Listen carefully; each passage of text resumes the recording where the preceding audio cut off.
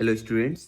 तो इस वीडियो में हम लोग देखेंगे क्वेश्चन नंबर 18 से लेकर क्वेश्चन नंबर 24 तक का सॉल्यूशन।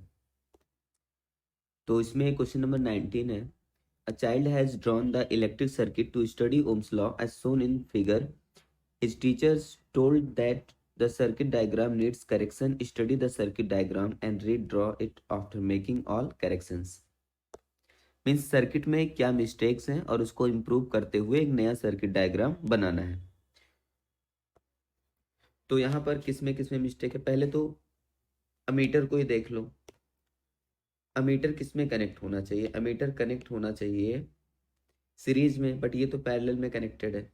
ठीक है, तो अमीटर भी रॉन्ग कनेक्ट है। उसके बाद वोल्ट मीटर, वोल्ट मीटर को किसमें कनेक्ट होना चाहिए? पैरेलल में कनेक्ट होना चाहिए। अमीटर को सीरीज में और वोल्ट मीटर को पैरेलल, तो ये भी रॉन्ग। उसके बाद एक और मिस्टेक इसमें दिख रहा है कि जो करंट निकल रहा है वो नेगेटिव टर्मिनल से निकल रहा है। ठीक है, यहाँ पर देख सकते हो ये नेगेटिव टर्मिनल है और करंट यहाँ पर नेगेटिव टर्मिनल से निकल रहा है, तो ये भी मिस्टेक है। मीन्स करंट का जो डायरेक्शन है, मीन्स थर्ड मिस्टेक क्या हो सकता है कि डायरेक्शन ऑफ करंट। उसके बाद फोर्थ मिस्टेक की अगर हम बात करें तो जो बैटरी है वो प्रॉपरली कनेक्टेड नहीं है। ठीक है, जो बैटरी का कॉम्बिनेशन है वो सही से कनेक्ट नहीं हुआ है, ये भी एक मिस्टेक है इसमें। बैटरी कॉम्बिनेशन का मतलब कि जो सेल का कॉम्बिनेशन है।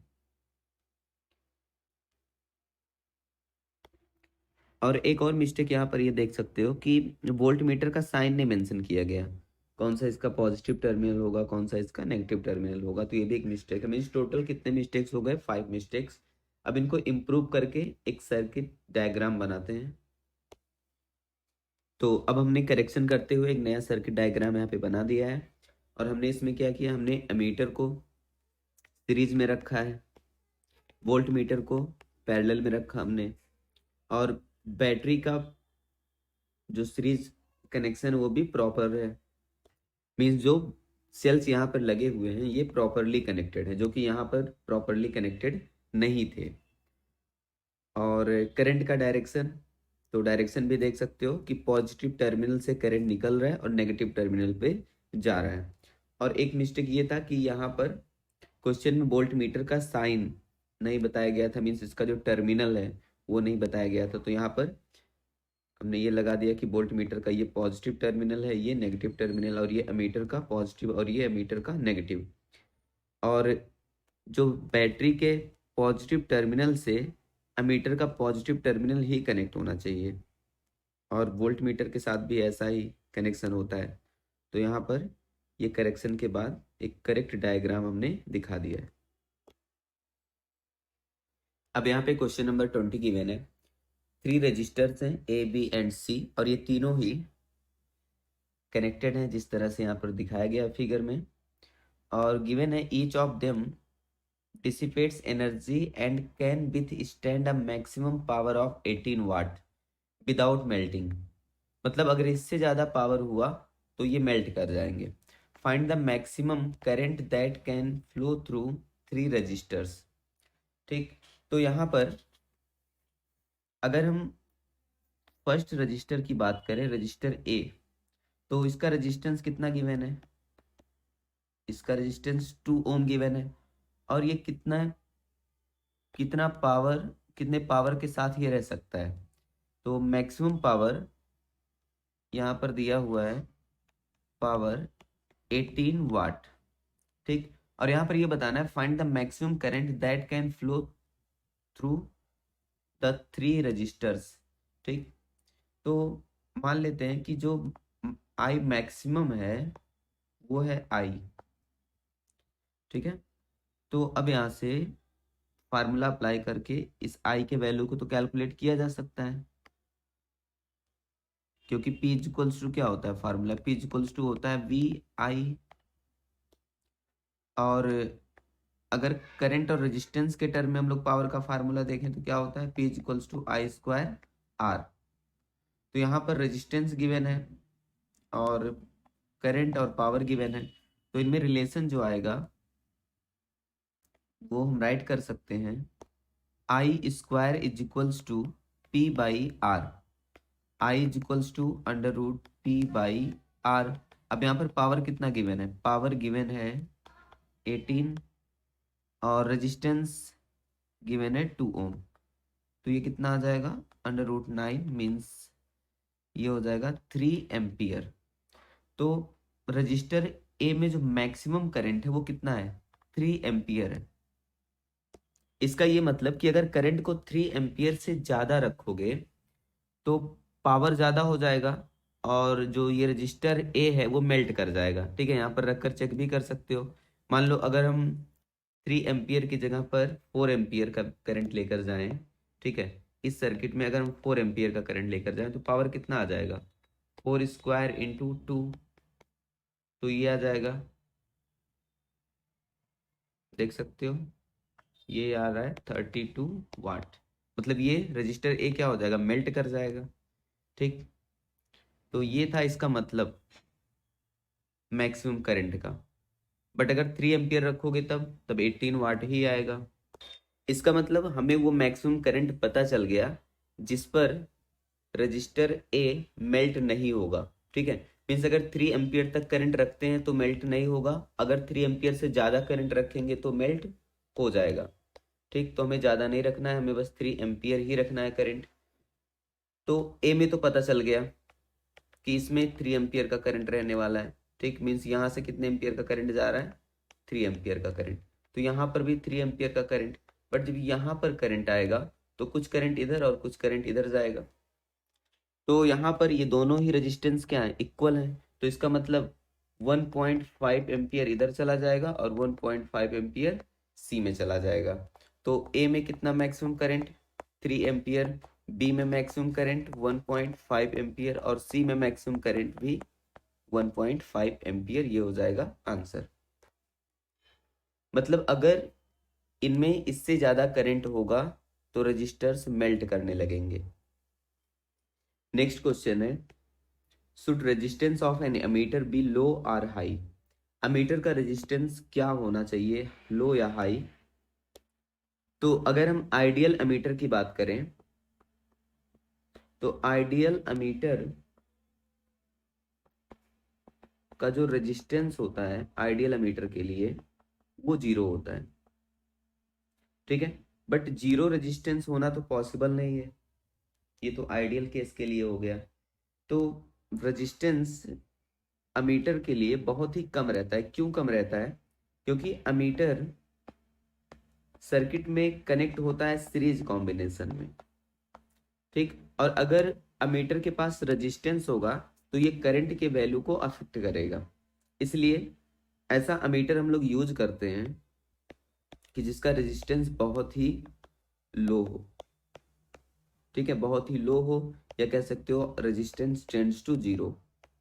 ठीक है, लगभग 0 के आसपास होना चाहिए। ठीक, मीन्स वेरी लो। और अगर रेजिस्टेंस 0 हो तो उस अमीटर को हम लोग क्या कहेंगे? Ideal ammeter.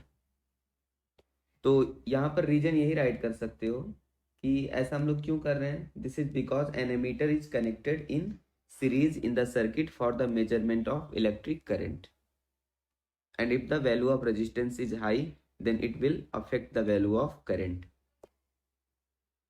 तो ये हो गया इसका आंसर। अब देखते हैं next question.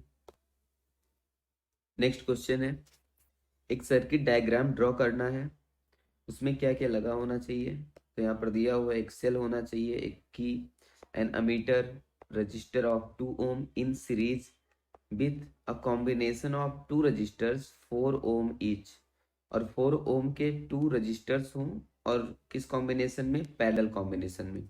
And a volt meter across the parallel combination, और इन्हीं पैरेलल कॉम्बिनेशन के साथ क्या कनेक्टेड हो? वोल्ट मीटर कनेक्टेड हो। Will the potential difference across the 2 ohm resistor be same as the across the parallel combination of 4 ohm resistor? तो पहले figure बना लेते हैं, फिगर से ही ये क्वेश्चन सॉल्व हो जाएगा। तो यहाँ पर हमने सर्किट डायग्राम तो बना दिया है, अमीटर भी है, सेल भी है, की भी है, और एक रजिस्टर है जो सीरीज कॉम्बिनेशन में है, और यहाँ पर 4 ओम के 2 रजिस्टर्स हैं जो पैरेलल कॉम्बिनेशन में हैं, और इन पैरेलल कॉम्बिनेशन के साथ साथ यहाँ पर एक वोल्ट मीटर भी कनेक्टेड है।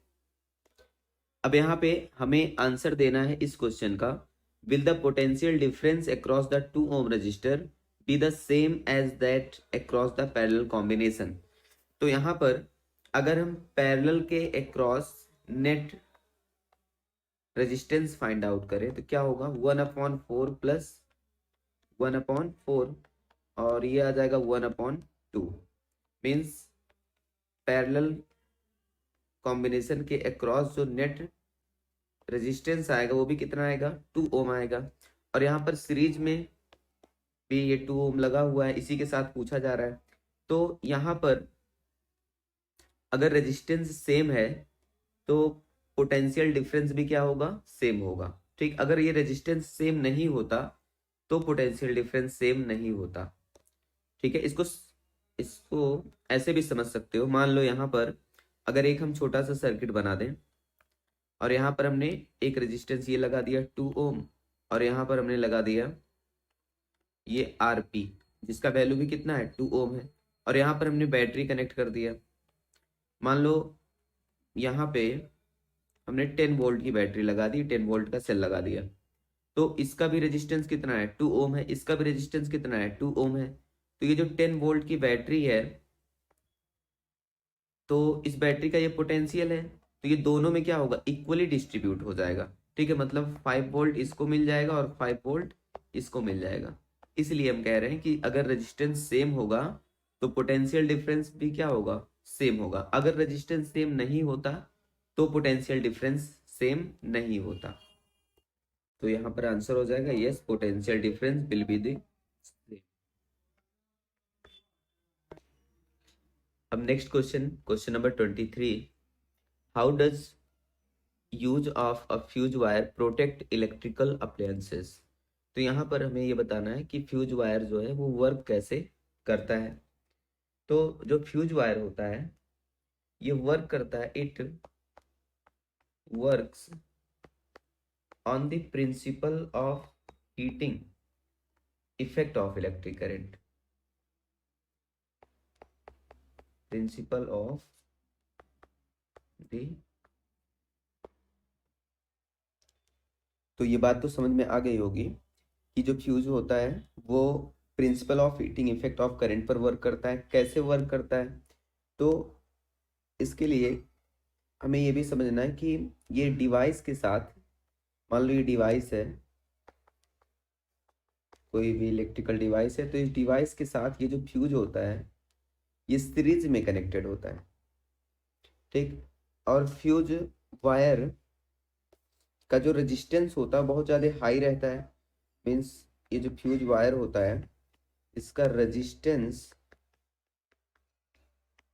बहुत ही हाई रहता है, और इसकी जो मेल्टिंग पॉइंट होती है बहुत ही कम रहती है। ठीक है, means low melting point. For example जैसे आयरन आयरन लिया जा सकता है, या लेड, इन सब का एलॉय होता है, एल्यूमिनियम। ठीक, इन सबको मिलाकर बनाया जाता है। तो ये तो वायर की प्रॉपर्टी पता चल गई कि जो फ्यूज वायर होता है वो उसका रेजिस्टेंस बहुत ज़्यादा होता है और उसकी मेल्टिंग पॉइंट बहुत ही कम होती है। अब देखो जैसे यहाँ पर मान लो ये फ्यूज का रेटिंग दिया हुआ है 2 एम्पियर, इसके ऊपर एक स्पेसिफाइड वैल्यू लिखा होता है, जैसे यहाँ पर 2 एम्पियर, 3 एम्पियर, 5 एम्पियर, 10 एम्पियर, कुछ भी हो सकता है। तो मान लो ये फ्यूज है और इसकी रेटिंग है 2 एम्पियर, और इसमें हमने करंट इंटर करा दिया 3 एम्पियर का। तो 3 एम्पियर करंट के आने से क्या होगा कि इसका टेम्परेचर इंक्रीज होना स्टार्ट हो जाएगा इस फ्यूज वायर का, और ये मेल्ट कर जाएगा। ठीक, और जैसे ये मेल्ट करेगा वैसे ये कनेक्शन क्या हो जाएगा, डिवाइस के साथ ब्रेक कर जाएगी। ठीक, तो ये लार्जर करंट से बचाता है। जब भी ये करंट ज़्यादा होगी एक स्पेसिफाइड वैल्यू से, तो ये फ्यूज क्या कर जाएगा, मेल्ट कर जाएगा। तो इसका यूज ये होता है कि मान लो हमारे पास कोई डिवाइस है और उस डिवाइस को हम 2 एम्पियर का फिक्स करंट ही देना चाह रहे हैं, तो यहाँ पर 2 एम्पियर रेटिंग का एक फ्यूज लगा दो, और अगर 2 एम्पियर से ज़्यादा करंट आया तो ये फ्यूज वायर क्या होगा, ब्रेक हो जाएगा, और कनेक्शन भी डिवाइस से ब्रेक हो जाएगा, और डिवाइस बिल्कुल सेफ रहेगा। ठीक है, डिवाइस में कोई प्रॉब्लम नहीं आएगी। अब मान लो अगर ये नहीं लगा हुआ है फ्यूज वायर, तो क्या होगा, ये करंट 3 एम्पियर आ गया, 4 एम्पियर आ गया। ठीक है, तो इससे हीटिंग इफेक्ट होगी, तो डिवाइस सेफ नहीं रहेगा। तो आई होप ये क्लियर हो गया होगा। इसमें जो इम्पोर्टेंट पॉइंट्स है वो ये है कि जो फ्यूज वायर होता है वो किस पर वर्क करता है, किस पर बेस्ड होता है। Then it works on the principle of heating effect of current, और इसका वायर जो होता है उसका रेजिस्टेंस बहुत ज़्यादा होता है, और लो मेल्टिंग पॉइंट होती है, और ये आयरन, लेड और एल्युमिनियम के एलॉय होते हैं। अब यहाँ पर नेक्स्ट क्वेश्चन है, व्हाट इज इलेक्ट्रिकल रजिस्टिविटी। तो इलेक्ट्रिकल रजिस्टिविटी को इस तरह से डिफाइन कर सकते हो, जैसे फार्मूला होता है R equals to rho L by A. तो अगर यहाँ पर हम लेंथ को कितना लें, 1 मीटर, और cross section area 1 metre square, तो R इक्वल्स टू क्या आ जाएगा, रो आ जाएगा। ठीक, और यहाँ पर R क्या है, रेजिस्टेंस है, और रो क्या है, रजिस्टिविटी है। मीन्स कह सकते हो कि जो रजिस्टिविटी होती है, resistivity is the resistance of a conductor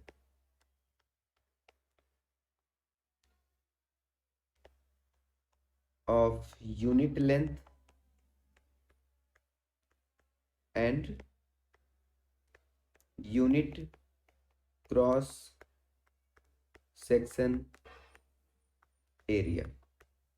ठीक, मतलब एक ऐसा कंडक्टर जिसका लेंथ क्या हो, 1 मीटर हो, क्रॉस सेक्शन एरिया कितना हो, 1 मीटर स्क्वायर हो, तो इसका जो रेजिस्टेंस होगा वही इसके लिए क्या होगी, रजिस्टिविटी होगी। ठीक, उसके बाद क्वेश्चन क्या पूछा जा रहा है, इन सीरीज इलेक्ट्रिकल सर्किट, यहाँ पर दिया हुआ है resistor made up of metallic wire, और क्या दिया है, the ammeter reads 5 ampere, the reading of the ammeter decreases to half, means ammeter की रीडिंग हाफ हो जा रही है, कब, when the length of the wire is doubled, जब वायर का लेंथ डबल कर दिया जा रहा है। तो अगर लेंथ L से 2L हो जाए, ठीक है, means when the length is doubled, तो रेजिस्टेंस क्या होगा, रेजिस्टेंस बिकम्स डबल, रेजिस्टेंस भी डबल हो जाएगा, और जब रेजिस्टेंस डबल हो जाएगा तो जो करंट फ्लो होगा वो, मीन्स इस सिचुएशन में करंट फ्लो क्या हो जाएगा, हाफ हो जाएगा। ठीक, क्यों हाफ हो गया, क्योंकि रेजिस्टेंस डबल हो गया। तो यहाँ पर आंसर राइट कर दोगे, when the length is doubled the resistance becomes double and the current flow reduces to half, this is the reason for the decrease in the ammeter reading. अब ये बात तो समझ में आ रही होगी कि लेंथ के डबल होने से रेजिस्टेंस क्यों डबल हो जा रहा है, because resistance is directly proportional to the length. Next question है, what is the commercial unit of electrical energy, represent it in terms of joule। तो अगर हम इलेक्ट्रिकल एनर्जी के यूनिट्स की बात करें, इलेक्ट्रिकल एनर्जी, तो E इक्वल्स टू क्या होता है, इसको हम राइट कर सकते हैं P इंटू टी। ठीक है, क्योंकि पावर इक्वल्स टू क्या होता है, वर्क डन बाई टाइम या एनर्जी बाई टाइम। ठीक, ये हो जाएगा, तो यहीं से आया ये energy equals to power into time. अब देखो यहाँ पर इलेक्ट्रिकल एनर्जी का यूनिट क्या राइट कर सकते हो, पावर के लिए हो जाएगा वाट, और टाइम के लिए क्या हो जाएगा, सेकेंड। तो ये तो एक यूनिट है, बट इलेक्ट्रिकल एनर्जी का जो कॉमर्शियल यूनिट है, कॉमर्शियल यूनिट वो होता है, वाट की जगह पर हो जाता है किलोवाट, और सेकेंड की जगह पर हो जाता है आवर, और इसको जनरली राइट करते हैं KWH, मीन्स किलोवाट आवर। अब अगर इसको हम जूल में कन्वर्ट करें तो जैसे यहाँ पर हमने बताया कि पावर के लिए क्या होगा वाट, टाइम के लिए क्या होगा सेकेंड, और एनर्जी के लिए क्या होगा जूल। तो 1 जूल इज इक्वल्स टू क्या हो जाएगा, 1 joule is equals to watt second. तो अब हमें के डब्ल्यू एच को कन्वर्ट करना है जूल में। तो यहाँ पर इसको हम राइट कर सकते हैं 1 किलो वाट है, इसको राइट कर सकते हैं 1000 वाट इंटू आवर है, इसको सेकंड में कन्वर्ट करें तो क्या हो जाएगा 60 इंटू 60 सेकेंड, और ये आ जाएगा 50 हो जाएगा, और यहाँ पर वाट सेकेंड। अब ये जो वाट सेकेंड इसका मतलब क्या, इसका मतलब जूल, और इसको राइट कर सकते हो स्टैंडर्ड फॉर्म में 3.6 इंटू 10 पावर 5, और ये हो जाएगा joule, means 1 K W H 1 kilo watt hour. ठीक है, और इसी को यूनिट भी कहते हैं, 1 unit.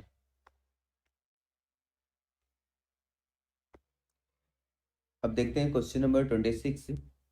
A current of 1 ampere flows in a series circuit containing an electric lamp and a conductor of 5 ohm when connected to 10 volt battery. Calculate the resistance of the electric lamp. तो इस question में figure नहीं दिया हुआ था, हमने figure को यहाँ पे ड्रॉ किया, और यहाँ पर एक लैंप दिख रहा है, और इसी का हमें रेजिस्टेंस फाइंड आउट करना है। तो मान लेते हैं इसका रेजिस्टेंस कितना है, आर एल है, और यहाँ पर कंडक्टर का रेजिस्टेंस 5 ओम गिवन है, और बैटरी गिवन है 10 वोल्ट की, और करंट कितने का फ्लो हो रहा है 1 एम्पियर का। तो यहाँ पर हमें कैलकुलेट करना है R L, but R L को कैलकुलेट करने के बाद क्वेश्चन खत्म नहीं होगा, इसके बाद भी क्वेश्चन कुछ दिया हुआ है, लेकिन पहले हम आर एल को कैलकुलेट करते हैं। तो यहाँ पर अगर 1 एम्पियर का करंट सर्किट को मिल रहा है, ठीक है, सर्किट में करंट कितना है, आई इज इक्वल्स टू 1 एम्पियर का करंट है, और बैटरी कितने की लगी हुई है, सेल कितने का है 10 वोल्ट का है। तो इस सर्किट का जो आर नेट होगा वो कैलकुलेट किया जा सकता है V अपॉन आई, मीन्स हम राइट कर सकते हैं यहाँ पर ये 10 दिया हुआ है और ये 1 दिया हुआ है, तो कितना आ जाएगा 10 ओम आ जाएगा। और ये जो आर नेट है ये आर एल प्लस जो कंडक्टर है, ठीक है, इन्हीं दोनों का नेट रेजिस्टेंस होगा ये। तो आर एल का वैल्यू हमें फाइंड आउट करना है, आर नेट पता चल चुका है कितना है 10 ओम है, और ये आर एल कैलकुलेट करना है, प्लस कंडक्टर के लिए कितना गिवन है 5 ओम गिवन है। तो यहाँ से आर एल इक्वल्स टू कितना आ जाएगा 5 ओम आ जाएगा, मीन्स लैंप का जो रेजिस्टेंस है वो कितना है 5 ओम है। अब देखते हैं सेकंड केस क्या दिया हुआ है। ये तो लैंप के लिए रेजिस्टेंस आ चुका है 5 ओम। इसके बाद now if a resistance of 10 ohm is connected in parallel with this series combination, what change in current flowing through 5 ohm conductor and potential difference across the lamp will take place। ठीक है, तो उस situation में हमें बताना है, किस situation में, कि अगर एक रेजिस्टेंस हम कनेक्ट कर दें इसी सीरीज कॉम्बिनेशन के साथ, मतलब यहाँ पर ऐसे एक और रेजिस्टेंस लगा दें, कितने ओम का 10 ओम का, तो क्या होगा, क्या इफेक्ट पड़ेगा करंट पर, और पोटेंशियल डिफरेंस भी बताना है। तो ये हम लोग देखते हैं नेक्स्ट पेज पे। तो फिगर कुछ इस तरह से होगा सेकंड केस का, when 10 ohm is connected with series combination. ठीक है, यहाँ पर हमने 10 ओम का रेजिस्टेंस कनेक्ट कर दिया। अब यहाँ पर अगर आर नेट कैलकुलेट करोगे तो आर नेट कितना आ जाएगा, अगर हम इन दोनों की बात करें, तो 5 + 5 कितना हो जाएगा 10, और उसके बाद जो यहाँ पर 10 ओम ऊपर भी आ गया 10 ओम नीचे भी आ गया, तो 10 ओम और 10 ओम का पैरेलल कॉम्बिनेशन कितना बना देगा, तो ये हो जाएगा, कैलकुलेट कर सकते हैं आर नेट 1/10, यहाँ पर डायरेक्ट इसको कैलकुलेट कर लेते हैं, दोनों ही 10 है, 10 ओम के एक तरह से दो रेजिस्टेंस लगे हुए हैं, तो डायरेक्ट क्या हो जाएगा आंसर इसका 10/2। ठीक है, ये आ गया 5 ओम। इसके बाद अब करंट कैलकुलेट करो, I equals to V upon R net. तो यहाँ पर वोल्टेज कितना था 10 वोल्ट, रेजिस्टेंस कितना 5 ओम, तो करंट इस बार कितना निकलेगा 2 एम्पियर निकलेगा करंट। ठीक, मीन्स यहाँ बैटरी से इस बार 2 एम्पियर का करंट निकलेगा। तो अगर बैटरी से 2 एम्पियर का करंट निकलेगा तो यहाँ पर पहुंचने के बाद इधर भी रेजिस्टेंस 10 ओम है, ठीक है, इधर भी रेजिस्टेंस कितना है 10 ओम है और यहाँ पर भी रेजिस्टेंस 10 ओम है। मीन्स करंट इक्वली क्या हो जाएगा डिवाइड हो जाएगा। तो इधर चला जाएगा, इसको भी रेज कर देते हैं, इधर चला जाएगा 1 एम्पियर और इधर नीचे भी कितना चला जाएगा 1 एम्पियर। तो अगर हम करंट की बात करें वो भी लैंप से, कि लैंप में कितना करंट जा रहा है, तो कितना करंट जा रहा है 1 एम्पियर का करंट जा रहा है। और बैटरी से कितना करंट निकला, तो जो बैटरी से करंट निकला वो तो 2 एम्पियर का निकला है। ठीक, और यहाँ पर फाइनली हमें कैलकुलेट क्या करना है, कैलकुलेट करना है potential difference across the lamp. ठीक है, potential difference across the lamp, तो V इक्वल्स टू क्या होता है IR, तो current in lamp into resistance of lamp. तो लैंप में कितना करंट जा रहा है 1 एम्पियर का करंट जा रहा है, इनटू रेजिस्टेंस कितना है, तो रेजिस्टेंस है 5 ओम, इज इक्वल्स टू कितना हो जाएगा मल्टीप्लाई कर दो, ये आ जाएगा 5 एम्पियर ओम या 5 वोल्ट। तो हमें क्वेश्चन में क्या बताना था, शायद हमें क्वेश्चन में यही बताना था कि कितना यहाँ पर लैंप के थ्रू या कंडक्टर के थ्रू कितना करंट पास होगा। तो जो लैंप में करंट जाएगा 1 एम्पियर का वही कंडक्टर में भी जाएगा 1 एम्पियर का, और लैंप के क्रॉस पोटेंशियल डिफरेंस कितना होगा 5 वोल्ट। अगर क्वेश्चन में ये भी फाइंड आउट करना होता कि कंडक्टर के क्रॉस कितना होगा, तो कंडक्टर के लिए भी 5 वोल्ट ही आता। ठीक है, कंडक्टर के क्रॉस। आई होप ये क्वेश्चन क्लियर हो गया होगा। अब नेक्स्ट क्वेश्चन है 27, why is parallel arrangement used in domestic wiring, क्यों यूज होता है पैरेलल कॉम्बिनेशन डोमेस्टिक वायरिंग में। तो यहाँ पर सबसे अच्छी बात तो ये है कि हर एक डिवाइस को सेम वोल्टेज मिलता है। ठीक, और सेकेंड पॉइंट, इफ 2 और more devices are used at the same time then each device will be able to draw the required current, मतलब जिसको जितने करंट की जरूरत होती है वो उतना करंट उसको मिल जाता है, जबकि सीरीज कॉम्बिनेशन में ऐसा नहीं होता। ठीक, थर्ड पॉइंट क्या है, if one of the device fails then the other keep working, अगर एक कोई डिवाइस फेल कर जाता है या एक कोई बल्ब फ्यूज कर जाता है तो अदर जो बल्ब होते हैं वो अपना काम करते रहते हैं, वो ग्लो करते रहते हैं, उन पर कोई इफेक्ट नहीं पड़ता। अब यहाँ पे लास्ट क्वेश्चन, क्वेश्चन नंबर 28 है, B1, B2 and B3 are three identical bulbs connected as shown in figure. When all the three bulbs glow, a current of 3 ampere is recorded by the ammeter. अच्छा, पहली बात तो ये यहाँ पर ये given है कि तीनों बल्ब क्या है आइडेंटिकल हैं, इसका मतलब तीनों का जो रेजिस्टेंस होगा वो आर ही होगा। ठीक, तो इस सर्किट को कुछ इस तरह से देख सकते हो कि एक आर रेजिस्टेंस ऊपर, उसके बाद यहाँ पर भी आर और यहाँ पर भी आर, और उसके बाद यहाँ पर कनेक्ट है एक बैटरी कितने वोल्ट की 4.5 वोल्ट की एक बैटरी कनेक्ट है। ठीक, तो अगर यहाँ पर हम आर नेट राइट करें तो आर नेट क्या आएगा R/3 आ जाएगा, या R इक्वल्स टू क्या आ जाएगा 3R नेट आ जाएगा, ये तुम राइट कर सकते हैं। ठीक, उसके बाद यहां से कितना करंट निकल रहा है ये हम डिसाइड कर लेते हैं। तो करंट तो दिया हुआ है कि ये जो अमीटर लगा हुआ है वो अमीटर कितना करंट रिकॉर्ड करता है, तो यहाँ पर ये जो अमीटर लगा हुआ है ये इसकी रीडिंग दी हुई है कि ये रिकॉर्ड करके बताता है 3 एम्पियर का करंट। ठीक, तो इस सिचुएशन में हम यहाँ पर एक फार्मूला ये लगा सकते हैं R is equals to V upon, ठीक है, सॉरी ये जो R है ये R ना होकर क्या रहने वाला है R नेट, तो V अपॉन I। अब यहाँ से V का वैल्यू कितना गिवन है 4.5 वोल्ट और करंट का वैल्यू कितना गिवन है 3 एम्पियर, तो ये कितना आ जाएगा 1.5 ओम आ जाएगा। ठीक है, ये तो हो गया आर नेट का वैल्यू। अब अगर आर नेट आ गया तो क्या हर एक बल्ब का रेजिस्टेंस निकाला जा सकता है? बिल्कुल। यहाँ पे क्योंकि हमने फार्मूला क्या बताया 3 × आर नेट, तो ये आ जाएगा 3 × 1.5 मीन्स फाइनली ये कितना आ जाएगा 4.5 ओम। ठीक, हर एक बल्ब का रेजिस्टेंस आ गया। अब क्वेश्चन देखते हैं क्या है इसमें। फर्स्ट क्वेश्चन ये गिवन है, what happens to the glow of the other two bulb when bulb B1 gets fused. तो यहाँ पर एक चीज तो ये समझ में आ रहा है कि अगर ये तीनों कॉम्बिनेशन पैरेलल है तो एक बल्ब के फ्यूज होने से दोनों पर कोई इफेक्ट नहीं पड़ेगा, मतलब वो दोनों तो जलते रहेंगे। लेकिन क्या ऐसा होगा कि वो बल्ब ज्यादा ग्लो करने लगे?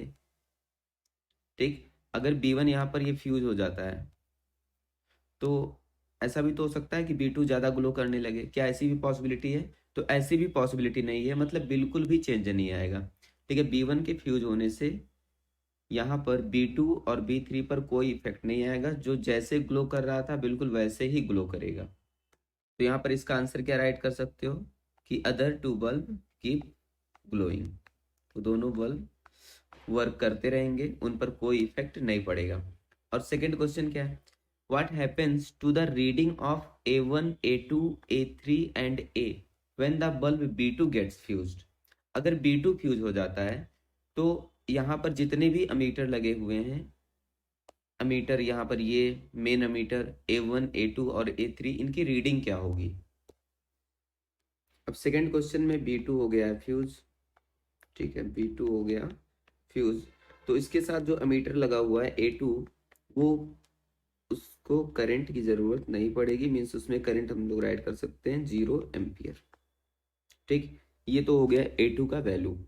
अब जो A1 है, ठीक, उसमें कितना करंट जाएगा? तो सबसे पहले यहां पर ये देखना कि A1 के अक्रॉस पोटेंशियल डिफरेंस कितना है। तो पोटेंशियल डिफरेंस तीनों के अक्रॉस 4.5 वोल्ट ही रहने वाला है, क्योंकि तीनों किसमें कनेक्टेड है? पैरेलल कॉम्बिनेशन में। ठीक, तो यहां पर मींस पोटेंशियल डिफरेंस अक्रॉस, यहाँ पर A1 राइट कर सकते हो या बल्ब B1 राइट कर सकते हो, वो कितना है 4.5 वोल्ट। और रेजिस्टेंस कितना है B1 बल्ब का? यहाँ पर भी हम B1 राइट कर दे रहे हैं। B1 का रेजिस्टेंस आया हुआ है 4.5 ओम। ठीक है, यहाँ पर हमने कैलकुलेट किया था कि तीनों का जो रेजिस्टेंस है वो कितना है 4.5 ओम ही है। तो इसका मतलब अब यहाँ से हम अमीटर 1 के रीडिंग को कैलकुलेट कर सकते हैं। Means I1 is equals to क्या हो जाएगा V, ये दिया हुआ है V अपॉन R, 4.5 अपॉन 4.5, तो I1 में भी कितना करंट जाएगा 1 एम्पियर का करंट जाएगा। ऐसे ही A2 में अगर फाइंड करना है तो यहाँ पर ये भी कितना हो जाएगा potential difference across B3, potential difference across B3 भी 4.5 वोल्ट, और रेजिस्टेंस ऑफ B3 ये भी 4.5 ओम। तो यहाँ पर भी I3 का वैल्यू कितना आ जाएगा 1 एम्पियर ही आ जाएगा। ठीक, तो यहाँ पर A2 का रीडिंग पता चल गया कि A2 का रीडिंग कितना है। ठीक, A2 का रीडिंग है 0 एम्पियर। A1 का रीडिंग पता चल गया कि A1 का रीडिंग कितना 1 एम्पियर, और A3 का रीडिंग भी पता चल गया, इसका भी रीडिंग है 1 एम्पियर। अब हमें बताना है यहाँ पर जो ये वाला एमीटर लगा हुआ है, ठीक है, तो यहाँ पर A इक्वल्स टू क्या राइट कर सकते हो, जो A1 की रीडिंग होगी, जो A2 की रीडिंग होगी और जो A3 की रीडिंग होगी। तो A1 की रीडिंग तो 1 है, A2 की रीडिंग 0 है, A3 की रीडिंग 1 है, तो फाइनली इसकी रीडिंग 2 एम्पियर आ जाएगी। ठीक है, तो यहाँ पर हमें यही बताना था कि रीडिंग क्या होगा चारों एमीटर का, तो ये रीडिंग हो गया। मीन्स ये था इसका सेकेंड क्वेश्चन। अब देखते हैं थर्ड क्वेश्चन क्या है, how much power is dissipated in the circuit when all, तो यहाँ पर क्वेश्चन है when all the 3 bulb glow together, ठीक, जब तीनों बल्ब एक साथ जल रहे हैं तो कितना पावर डिसिपेट होगा। तो इसको सिंपली कैलकुलेट कर सकते हो, थर्ड पार्ट को, P is equals to V into I, ये फार्मूला होता है।